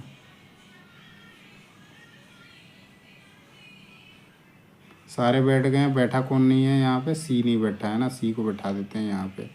अब यहाँ पूछा है कि पंक्ति में बाएं छोर से तीसरे स्थान पे, पंक्ति यहाँ स्टार्ट हो रहा है, ये पहला, ये दूसरा और तीसरा जो है सी है, और यही पूछ रखा है, तो सी जो है आपका राइट आंसर है ना। बाकी ऑब्जेक्शन जो है आप 4-5 क्वेश्चनों पर लगा सकते हैं, और जिसमें मैंने बता दिया है, कोई एरर हो रहा है तो कोई कुछ, आप इंग्लिश में पढ़ोगे तो उसमें ज़्यादा फॉल्ट हैं ना, हिंदी में तो तब भी थोड़े बहुत सही हैं ना। सो सारा वीडियो कंप्लीट कर दिया, और कुछ भी डाउट होते हैं तो आप ज़रूर कमेंट में लिखिएगा, बाकी उसका भी सॉल्यूशन करके, और आपको जो ऑब्जेक्शन के जितने मैंने बताया वो सारे नोट कर लेना। और आपका 2 दिन का टाइम रहेगा, कल या परसों तक रहेगा, तो आप जल्दी जल्दी ऑब्जेक्शन डाल दें, जिससे आपको जो भी नंबर है वो मिलने का वो आपको मिल जाएगा, जिससे आपका स्कोर भी सही हो जाएगा। अब जिनका सही हो रखा है ऑलरेडी, देखो नंबर है, जैसे मैंने बताया वर्नियर कैलिपर का, या फिर कोई माप का बता दिया, जिन अब जैसे यहाँ पे ये ऑलरेडी सही है ना, इनको तो नंबर मिल गया, लेकिन आपको उसमें डाउट है, आपको नहीं मिला है, तो आपको जो नंबर लेना है उसमें, इनका तो है ही, इनका ना बढ़ेगा ना घटेगा, इनका सेम रहेगा, लेकिन आपका स्कोर जो है उसमें यूटिलाइज हो जाएगा, तो ऐसा कर सकते हो आप, है ना। सो इस वीडियो को यहीं पे एंड करते हैं, और वीडियो कैसा लगा जरूर बताइएगा, और वीडियो अच्छा लगे तो वीडियो को लाइक करें, चैनल को सब्सक्राइब करें, साथ ही अपने दोस्तों के साथ शेयर करना ना भूलें, क्योंकि इस तरह की इन्फॉर्मेटिव वीडियो आपको लगातार मिल रहेगी इस चैनल में। सो धन्यवाद।